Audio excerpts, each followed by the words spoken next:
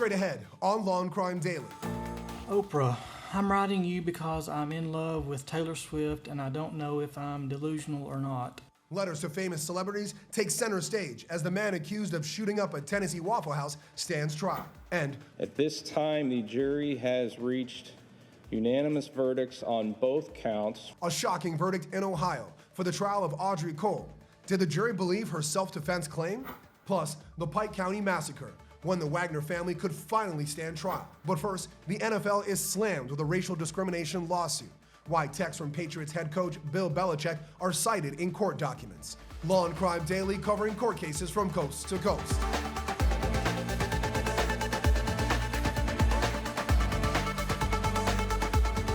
Welcome everyone to Law&Crime Daily. I'm Brian Buckmeyer along with Terry Austin. A racial discrimination lawsuit takes the NFL by storm. As co-host Terry Austin explains, texts that surfaced from Patriots head coach Bill Belichick has the league and multiple teams in hot water. Terry? Brian, the lawsuit stems from Brian Flores, a 40-year-old former Black NFL coach who filed an employment class action lawsuit against the NFL, the Miami Dolphins, the Denver Broncos, and the New York Giants. Last month, Flores was fired as coach of the Miami Dolphins and has been interviewing for a new coaching position.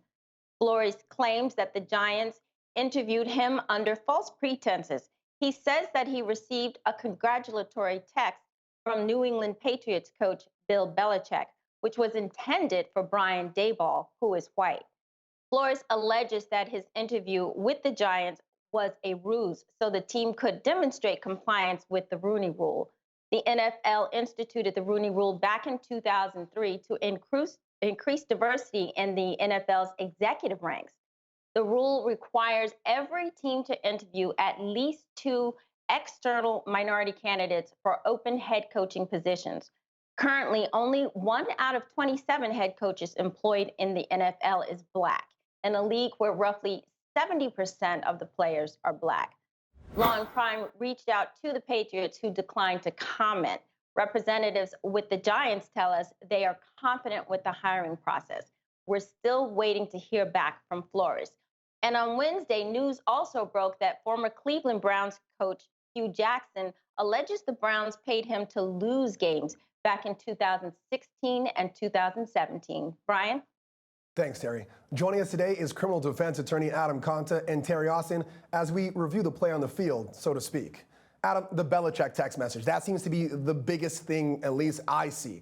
How damaging is that evidence, and how do you think it's going to be used to argue Flores' case? Well, it's devastating. I mean, these text messages, it's Bill Belichick texting the wrong guy that he got the job. And this was 3 days. He was trying to text Daboll instead of Brian Flores.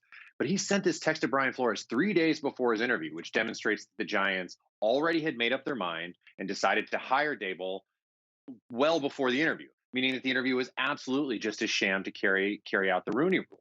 If you look at the hiring of Black coaches, and since the Rooney Rule came into existence, it's only 15 out of 129 candidates. Back in 2008, there were like 8 Black coaches. Right now, there's only 1. And the lawsuit that they filed really, really details a real pattern of systemic racism that I think these text messages are going to be the linchpin. And it's really going to go to, I think, an explosive investigation. I'm really excited to see what comes of this. Yeah, Terry, Hugh Jackson just made a similar claim. Is this a class action suit yet? What does it need to become one? And is it a strong one if more people join?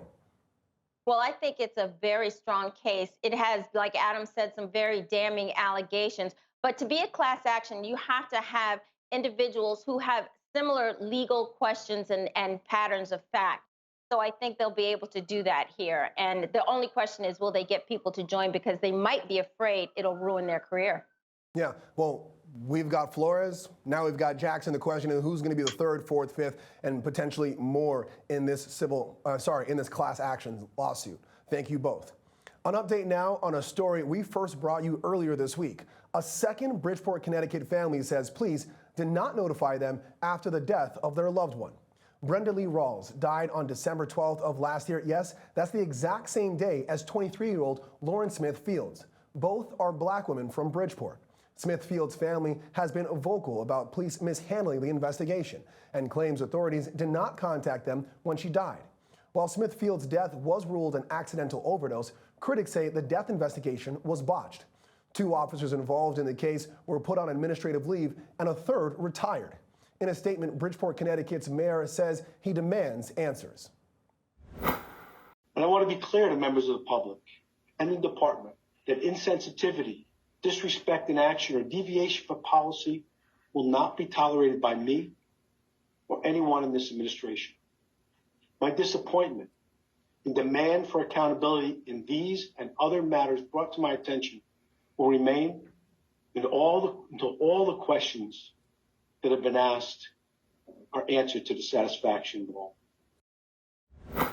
And in New York, closing arguments are presented in the federal trial of disgraced attorney Michael AVENATTI. On Tuesday, prosecutors told jurors AVENATTI, quote-unquote, spun a web of lies to his former client, Stormy Daniels. Prosecutors allege AVENATTI stole $300,000 from Daniels by secretly pocketing part of Daniels' book advance. But before that, AVENATTI rose to fame representing Daniels as the adult film actress who had an affair with former President Donald Trump. Daniels detailed that relationship in her memoir titled Full Disclosure. AVENATTI, who elected to represent himself, presented closing arguments on Wednesday after resting the defense's case without calling a single witness, including not taking the stand himself. He spoke to jurors in the third person, saying things like, quote, there is insufficient evidence to show that Michael AVENATTI ever intended to hurt Stormy Daniels. AVENATTI has pled not guilty to the charges. Still ahead on Law and Crime Daily, the speedy trial of Audrey Cole, where a verdict is reached just 2 days after jury selection. But first, we head to Ohio for the latest on the Pike County Massacre. Angela Levy is live to explain what's next for the WAGNER family.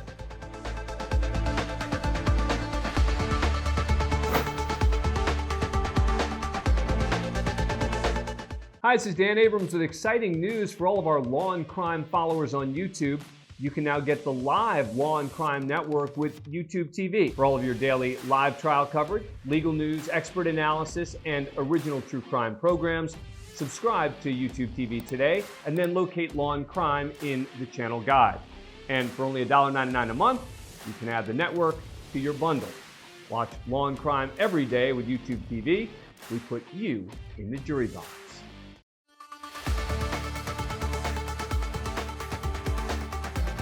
Welcome back. A father and son charged in one of Ohio's largest murder cases appear in court, and a trial date has been set for one of them. Law and Crime's Angela Levy is here with the latest on the Pike County Massacre. Anjanette? Brian, George Wagner IV's trial is now set to begin on August 29th. Jury selection will start about 5.5 weeks before on July 5th in Pike County. Now, that date was set at a brief pretrial hearing. Wagner, his father Billy, and mother and brother Jake and Angela are charged with murdering 8 members of the Roden and Gilly families in April of 2016. That's nearly 6 years ago. Jake and Angela have already pleaded guilty and have agreed to testify against Billy and George. Jake Wagner told prosecutors his family carried out the murders so they could have sole custody of a daughter he shared with one of the victims, Hannah Roden. Meanwhile, attorneys for Billy Wagner and prosecutors have agreed that his trial should start sometime around October of this year, although an exact date has not yet been set. Billy Wagner appeared in court this week. He and George are both trying to have ballistics and shoe impression evidence against them suppressed. Prosecutors have said a gun Jake Wagner owned fired some of the bullets used in the murders, and that gun left a unique impression on the shell casings. Prosecutors say Jake Wagner led them to the murder weapons after he confessed. Judge Randy Deering asked Billy Wagner a few questions during his hearing. Are you satisfied with your access to your attorneys, the frequency with which you're seeing them and so forth? Yeah. Okay. He missed his Christmas visit, Your Honor. That's why he missed his Christmas visit, but other than that, he's satisfied. I mean, are you satisfied with the services they're providing in your defense? So far. Okay. And do you have any objections to anything that's going on? Not at this time. Now, back to George Wagner's trial, which is now scheduled to begin in August. It's really possible that that trial could be moved to another county, but according to Ohio law, they must try to seat a jury in the county where the charges were filed First, if they're not able to find a fair and impartial jury there, then the trial could be moved. Pike County, of course, has a small jury pool. The population is less than 28,000, and prospective jurors are pulled randomly from a list of registered voters and licensed drivers. So that makes the pool of potential jurors even smaller. Brian. Thanks, Anjanette. Let's bring back criminal defense attorney Adam Conte and Terry Austin to discuss the remaining Pike County Massacre cases. Terry, given that the county is so small, we heard Anjanette kind of go over it just a moment ago, and this is such a national case, what are the odds of getting this trial moved to a different county, and what would that entail? The odds are slim to none, Brian, in my opinion. I think that they'd have to argue, obviously, that there's been excessive pretrial publicity and that the jury pool is biased, and they need an impartial jury. Obviously, under the Constitution, they have a right to that. But I think that no matter where you go, this case is so well known, you're not going to get a jury who doesn't know about the case. You just have to make sure doing voir dire that you get jurors who promise to be fair and impartial, because that's all you can ask for. Absolutely. Adam, after yesterday's hearing, Bill Wagner looks to be on track for a trial. Do you think that's wise, though, with so many family members likely to testify against him? I just don't believe it, honestly. I think it's to buy more time. I mean, we're talking about a trial date in October. We're in January. You're talking about something that's 10 months from now. I just don't believe that they genuinely think that this case is going to trial between now and then. I think they think it's a possibility, but I think this is more of a tactic to be able to figure out if there's a plea that makes sense. I still think changing venues is a possibility with a pool that small, but they're certainly going to look into it more. But I think when this plays out over the next 6-7 months, we'll see something different than it heading to trial in October. All right, we'll see how it plays out, like as you say. And Jet, how do the Rodin and Gilley family members feel about these cases going to trial and a potential plea deal?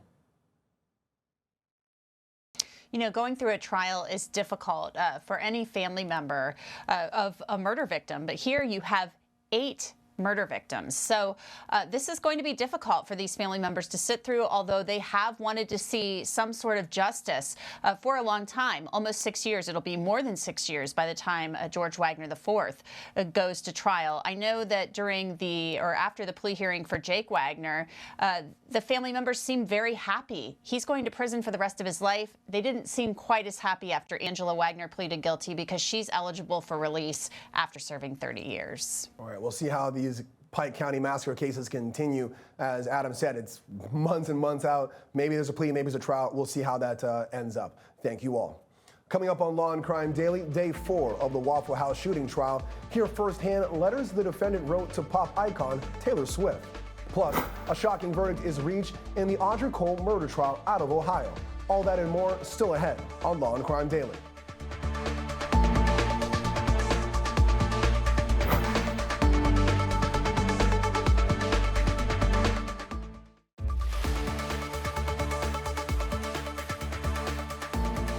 Welcome back. An Ohio veteran on trial for murder is now a free woman after a not guilty verdict from the jury.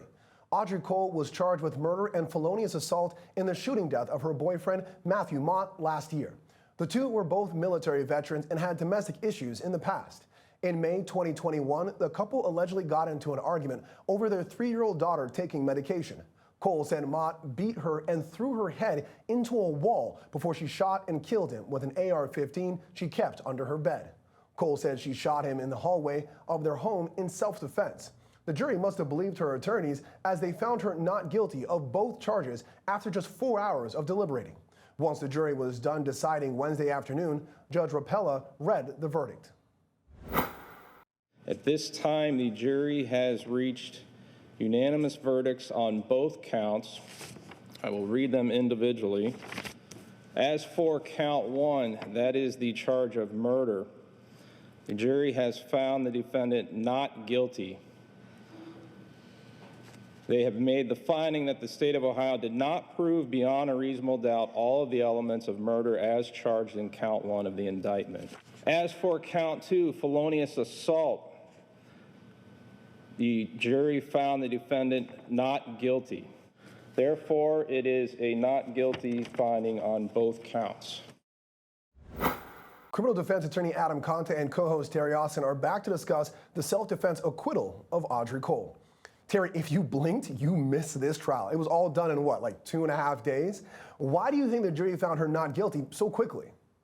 You know, we don't get many not guilty verdicts, but I think the defense was able to show that Cole actually did fear for her life. She had had serious bodily injury before.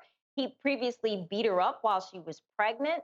And so I think that fact worked in her favor. And the husband was twice her size.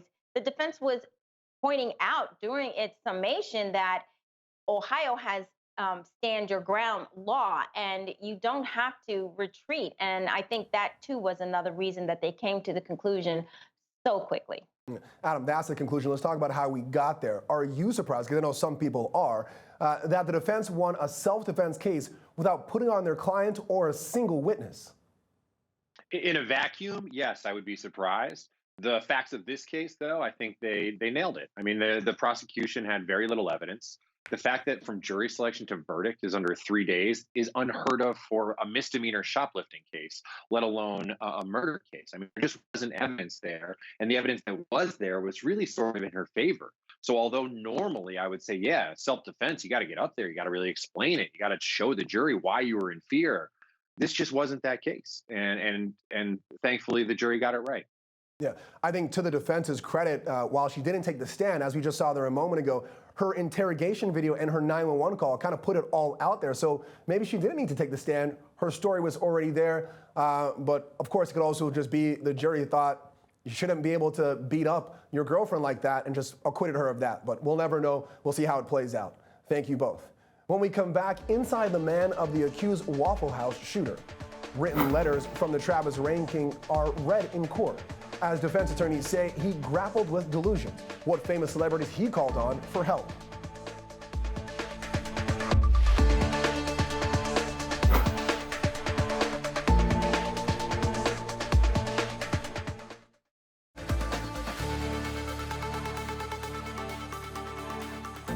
Welcome back to Law&Crime Daily. On day 4 of the Waffle House shooting trial, celebrity Taylor Swift takes center stage as the defense alleges suspect Travis Ranking had a delusional relationship with a pop star. Prosecutors say Ranking walked into a Waffle House in Nashville, Tennessee, and opened fire in 2018. 4 people were killed and others were injured. After a massive 34-hour manhunt involving almost every 3-letter agency in the country, Ranking was taken into custody. The trial was put on hold for months as Ranking was treated for schizophrenia. A judge later deemed him fit to stand trial. Defense attorneys are arguing insanity, saying Ranking had severe mental health issues at the time of the shooting. On Wednesday, Travis Ranking's handwritten letters were read on the stand. A detective told jurors he addressed the letters to Taylor Swift and Oprah Winfrey, claiming what Ranking called a cruel relationship with Swift. Taylor, I'm really confused right now. I don't know if it was you in the pictures on Instagram or someone who looks like you. Do you really have a twin sister? Which one am I in love with then?